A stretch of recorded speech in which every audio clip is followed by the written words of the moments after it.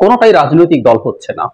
কিন্তু যে ছাত্ররা, আমরা ছাত্র জেনারেলাইজ করি, যে ছাত্রদের যে অংশ, আমরা রাদার এভাবে বলবো, এই গণ অভ্যুত্থানের সামনের সারিতে ছিলেন, তাদের নেতৃত্বে যে দলটা হতে যাচ্ছে তার একটা অংশ বৈষম্য বিরোধী ছাত্র আন্দোলন এবং একটা অংশ জাতীয় নাগরিক কমিটি থেকে যাবে, এই তথ্য আমরা এখন জানি। ফলে এটার নেতৃবৃন্দ কি ধরনের কথা বলছেন সেটা খুব গুরুত্বপূর্ণ আলাপ হওয়া উচিত আমাদের সমাজে। গতকাল গাজীপুরে যা হয়েছে, আমি ইটস অ্যান অ্যালার্মিং সাইন। আমি আজকে সকালবেলায় একটা ভিডিওতে বলেছি, সেখানকার স্থানীয় বৈষম্য বিরোধী ছাত্র আন্দোলনের যেসব নেতা ছিলেন তারা যে বক্তব্য দিয়েছেন, ইভেন তাদের বক্তব্য যদি সঠিক হয় সেটা একটা অ্যালার্মিং সাইন আমাদের সামনে দেয় যে ডাকাতির খবর পেয়ে তারা গেছেন ঠেকাতে। তার প্রতিক্রিয়ায় পরবর্তীতে যা ঘটেছে, আমি এটাকে আরো বেশি সংকটের ব্যাপার বলে মনে করি। জনাব সার্জিস আলম, তিনি বৈষম্য বিরোধী ছাত্র আন্দোলনের মুখ্য সংগঠক, তিনি গতকাল রাতেই স্ট্যাটাস দিয়েছিলেন, গাজীপুরে আজকেই হবে আওয়ামী সন্ত্রাসীদের শেষ দিন, আমরা আসছি। একটা অ্যাকশনের লুক, কেউ এটাকে হুমকিও বলতে পারেন, আওয়ামী লীগকে এক ধরনের হুমকি দেওয়া হয়েছে, আওয়ামী সন্ত্রাসীদের শেষ দিন। এবং আমরা কারা? তাহলে উনি মুখ্য সংগঠক জাতীয় নাগরিক কমিটি। আমি আরেকটা জিনিস একটু পড়তে চাই এখানে। গাজীপুরে জাতীয় নাগরিক কমিটির লোকজন গেছেন, তারা সেখানে তাদের যে বক্তব্য ছিল, স্বরাষ্ট্র উপদেষ্টার পদত্যাগ, পুলিশ কমিশনার, জেলা প্রশাসকের অপসারণ দাবি, এগুলো ফাইন, এগুলো নিয়ে সমস্যা নেই। একটা রাজনৈতিক দল বা একটা রাজনৈতিক সংগঠন বা সামাজিক সংগঠন ওই দাবিগুলো করতে পারে, এটাই হওয়া উচিত আসলে। কিন্তু বৈষম্য বিরোধী ছাত্র আন্দোলন আবার সেখানে যা করেছে সেটা নিয়ে আমি একটু পড়তে চাই। গাজীপুরে বৈষম্য বিরোধী ছাত্র আন্দোলন মিছিল শুরু করেছে, সেখানে গাজীপুরের মাটি 24-এর ঘাঁটি, ইনকিলাব জিন্দাবাদ, মুজিববাদ মুর্দাবাদ এসব স্লোগান দিয়েছেন। তারপর বিক্ষোভকারীরা দাবি করছেন আগামীকাল দুপুর 12টার মাঝে হামলাকারীদের গ্রেফতার করতে হবে, চিরুনি অভিযান চালিয়ে আওয়ামী সন্ত্রাসীদের গ্রেফতারের 7 দিনের মাঝে আওয়ামী লীগকে নিষিদ্ধ করে বিচারের আওতায় আনতে হবে, প্রশাসনের দায়িত্ব অবহেলার বিচার উপদেষ্টাদের জবাবদিহি করতে হবে। এ পর্যন্ত ঠিক আছে, তারা দাবি জানাচ্ছেন। আওয়ামী সন্ত্রাসীদের স্থাবর অস্থাবর সম্পত্তি সরকারিভাবে সিলগালা করতে হবে, তাজউদ্দিন মেডিকেল কলেজ এসব করতে হবে। তারপর বলছে আজকের মধ্যে আওয়ামী লীগের পার্টি অফিস ভাঙার ঘোষণা দেয় তারা, এবং সেই সাথে বলে আওয়ামী লীগের নেতাকর্মীদের বাড়ি সরকারিভাবে সিলগালা করা না হলেও সেগুলো গুঁড়িয়ে দেওয়া হবে। তার মানে আজকের মধ্যে আওয়ামী লীগের অফিস তারা ভাঙবেন বলে প্রকাশ্যে ঘোষণা দিচ্ছেন, জাস্ট হঠাৎ গিয়ে হাজির না। কেন্দ্রীয় সমন্বয়করা ছিলেন, সমন্বয়ক আরিফ সোহেল তার বক্তব্যে বলেন, আমলাতন্ত্র, পুলিশ প্রশাসন সবকিছুর পুরনো রূপ ধ্বংস করে দিয়ে বাংলাদেশের বিপ্লবী ছাত্র জনতাকে নতুন করে রাষ্ট্র ব্যবস্থাকে সাজাতে বলেছিলাম আমরা। আজকে 6 মাস পরে আমরা দেখতে পেয়েছি অন্তর্বর্তীকালীন সরকারের কিছুই করার নাই। আমাদের সংগ্রামী ভাইয়ের আক্রমণের শিকার হচ্ছেন, রক্তাক্ত হয়েছে, প্রশাসনের সহযোগিতা নাই, এখানে ফ্যাসিবাদী দোসররা বসে আছে। যদি পুলিশ সহযোগিতা না করে তাহলে নিজেদের রক্ষা করার দায়িত্ব নিজেদেরই নিতে হবে। মিস্টার সোহেল বলেন, যাদের সক্ষমতা আছে তাদেরকে নিয়ে বরং নতুন বাহিনী গঠিত হোক, সারা দেশের সকল অরাজকতা আমরা থামিয়ে দেব, এই পুলিশ থামাবে না, আমরা ছাড়া কেউ থামাবে না। মানে এটার মধ্যে ফ্রাস্ট্রেশন আছে, কোনো সন্দেহ নাই, কারণ পুলিশ আসলে তার মতো করে এফেক্টিভলি দায়িত্ব পালন করছে না।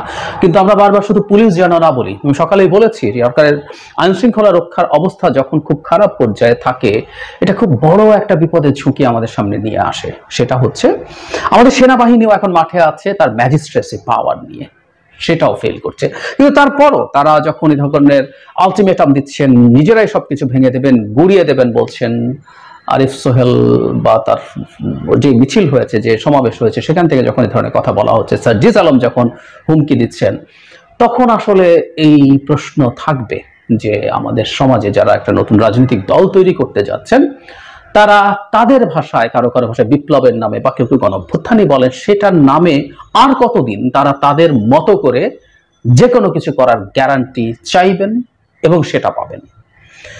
আমি মনে করি সরকারের দিক থেকে তাদের সাথে যোগাযোগ করা দরকার। আমরা নানান কূটকৌশল করতে পারি, নানান রকম বক্তব্য দিতে পারি, কিন্তু সরকারের সাথে তাদের খুব ভালো যোগাযোগ আছে এবং সরকারের অন্তত 3 জন উপদেষ্টা তাদেরই মানুষ আছেন যারা একসাথে রাস্তায় লড়াই করেছেন, সার্জিস আলমদের সাথে, আরিফ সোহেলদের সাথে লড়াই করেছেন, এরকম 3 জন অন্তত উপদেষ্টা আছেন।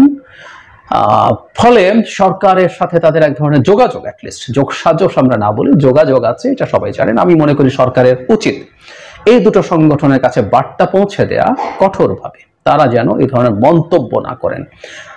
তারা তাদের ক্ষোভ, তাদের দুঃখ, তাদের কষ্ট, এগুলো আমি বুঝতে পারি, কিন্তু একই সাথে তারা তাদের নিজেদের দিকেও তাকানো দরকার। আমি রিপিট করছি, গাজীপুরের বৈষম্য বিরোধী ছাত্র আন্দোলনের প্রতিনিধি প্রথম আলোকে বলেছিলেন, আমার সকালের ভিডিওতেই আছে, যে কেউ দেখতে পারেন, আমি ওখানে স্ক্রিনশটটা যুক্ত করেছিলাম, যে মোজাম্মেল হকের বাড়িতে ডাকাতি হচ্ছে জেনে তারা সেটা ঠেকাতে গিয়েছিলেন।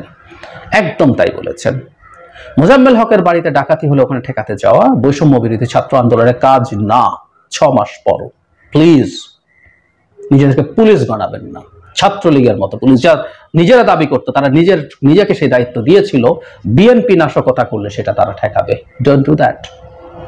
এমনকি সরকারের যদি ফেইলিয়ারও থাকে সেখানেও যাওয়া ঠিক হবে না আমি মনে করি। আর যখন প্রকাশ্যে ঘোষণা দেওয়া হয়, সার্জিস আলম বা আর কেউ, প্রত্যেককে মনে করতে হবে, আমাকে প্রায় অনেকে বলেন এবং আমি পাল্টা যুক্তিটাও দেই যে তারা অনেক তরুণ, বয়সে অনেক কম, হুইচ ইজ ভেরি রাইট, কোনো সন্দেহ নাই। mid-20s, late 20s, সর্বোচ্চ early 30s এর লোকজন এসব সংগঠনে আছেন, এর বেশি অল্পই আছেন। ম্যাচুরিটি অনেক হয়েছে তা না, কিন্তু যখন রাষ্ট্রীয় পর্যায়ে তারা কাজ করছেন এবং খুবই ভলেটাইল এবং ভালনারেবল একটা সময়ের মধ্যে তারা অপারেট করছেন, সেখানে তারা কত তরুণ, তারা ভুল করতে পারেন, এই জিনিসগুলো হতে পারে না। এই তরুণরা যদি ভুল করেন, নিজ হাতে এরকম আইন তুলে নিয়ে ওটা ভেঙে ফেলেন, ওকে ধরতে যান, তাকে মারতে যান, কোনো অথরিটি ছাড়া কোনো নেগোসিয়েট করতে যান, প্রত্যেকটাই আসলে এই দেশের ললেসনেস প্রমাণ করে, এই সরকারকে অক্ষম, অথর্ব, ইনএফেক্টিভ প্রমাণ করে। এটা তাদের বুঝতে হবে। তাদের অজান্তেই বা জ্ঞাতসারে, যেভাবেই হবে আমি জানি না, কেউ কেউ জ্ঞাতসারেই করছেন, কারণ আমি ধারণা করি সরকারকে অকার্যকর, অথর্ব এই জিনিস দেখানোর একটা টেন্ডেন্সি বা এজেন্ডা কারো কারো আছে, এবং কেউ কেউ জেনে শুনে সেই পারপাস সার্ভ করছেন, কেউ কেউ না জেনে করছেন। তো আমি আশা করি তারা সতর্ক হবেন, তারা যে কোনো কিছু যে কোনো ভাবে আগে যেভাবে করেছেন সেভাবে করে যেতে পারেন না, করে যাওয়া উচিত হবে না। প্লিজ, পৃথিবীতে জিওপলিটিক্স ম্যাটার করে। আমি জানি পাল্টা কেউ বলবেন শেখ হাসিনার পুরো পক্ষে ভারত সহ জিওপলিটিক্যাল অনেক হিসাব নিকাশ তার পক্ষে থাকার পর আমরা পেরেছি, কিন্তু পারলেও আমরা সারা জীবন পেরে যাব, এখনো পেরে যাব, এটা হয় না। নানান রকম প্রেক্ষাপট পাল্টাচ্ছে, পরিস্থিতি পাল্টাচ্ছে। এই সময়গুলোতে আমাদের সতর্ক থাকা দরকার। ইভেন বাইরে যদি নাও হয়, ধরে নিলাম কেউ কিছু করবে না, কিন্তু আমাদের দেশে এরকম একটা ললেসনেস, অ্যানার্কি, মানে আমি চাইলেই যে কোনো কিছু করতে পারি, ছাত্র সমন্বয়ক নাম দিয়ে, ছাত্র জনতা নাম দিয়ে, এটা কোনো সুস্থ দেশ বা লিস্ট একটা স্টেটের লক্ষণ না। একটা স্টেটে এভাবে কিছু হয় না।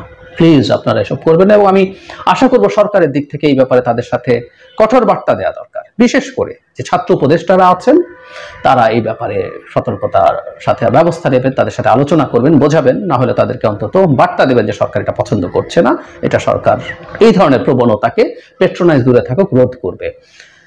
এই প্রসঙ্গে আরেকটা কথা একটু যোগ করে রাখা দরকার, একটু অপ্রাসঙ্গিক হলেও, জামায়াতের আমির ডাক্তার শফিকুর রহমান এই সাম্প্রতিক সময়ে যেসব ঘটনা ঘটছে সেগুলো নিয়ে তিনি খুব চমৎকার ভাবে কিছু কথা বলেছেন। আমি ওনাকে আন্তরিকভাবে ধন্যবাদ জানাই। এই একটা জায়গায় খুব ইম্পর্টেন্ট, আমরা যখন সংকটের মধ্যে পড়ব, আমরা সবাই একই জায়গায় থাকবো, পলিটিক্যাল আইডিওলজিক্যাল ডিফারেন্স থাকতে পারে, তার সাথে আমার আছে, আমি প্রকাশ্যেই বলি এই কথা, জামায়াতের রাজনীতি আমি এন্ডোর্স করি না, কিন্তু জামায়াতের অধিকার যেখানে লঙ্ঘিত হয় আমি সেখানে কথা বলি, ভবিষ্যতেও বলবো, আমি আগেও বলেছি, আপনারা জানেন, ভবিষ্যতেও বলবো।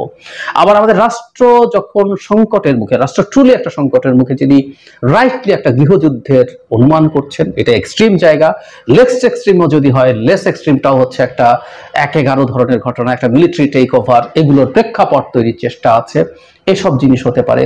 তিনি রাইটলি সতর্ক করেছেন সবাইকে, এবং উনি সমালোচনার ঝুঁকি নিয়ে ওনার একটা ফেসবুকের স্টেটাস, ছবি ওই যখন 32 নম্বর ভাঙা হচ্ছে তখন একটু সফট ঢঙে একটা ভিডিও আর স্টেটাস দিয়েছিলেন, সেটার প্রচুর সমালোচনা, এবং ওনার ভাষায় উনি একটা স্ট্যাটিস্টিক্সও দিয়েছেন, কত গালিগালাজ হয়েছে, কত হাজার, এসব বলেছেন। কিন্তু যা ঘটছে, মানে আমরা এখন বিপ্লব হয়ে গেছে বা অভ্যুত্থান হয়ে গেছে বলে আমরা সবকিছু এরকম নিজ হাতে করে ফেলতে পারি, এর বিরুদ্ধে উনি দাঁড়িয়েছেন। দেশের একটা সিগনিফিক্যান্ট রাজনৈতিক দল, রাজনৈতিক শক্তি হিসেবে উনি রাইট আহ্বান জানিয়েছেন।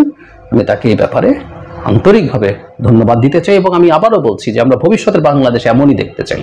আমরা আমাদের নানা ইস্যুতে আমরা জনগণের জন্য কি করব, এমনকি যেটা আমি খুব পছন্দ করি না, যে আইডিওলজিক্যাল ডিবেট, সেটাও করব। আমি কিরকম দেখতে চাই দেশটাকে, কিরকম দেশের ফিলোসফিক্যাল জায়গা থেকে, আইডিওলজিক্যাল জায়গাতে দেশ স্টেট কোথায় থাকবে, সে আলাপও করতে চাই। কিন্তু যখনই আমরা দেখবো যে আমাদের সামষ্টিক যে স্বার্থ, সেটা ক্ষুণ্ণ হচ্ছে। আমাদের যখন কোনো সামষ্টিকভাবে আমরা কোনো বিপদের মুখোমুখি হচ্ছি,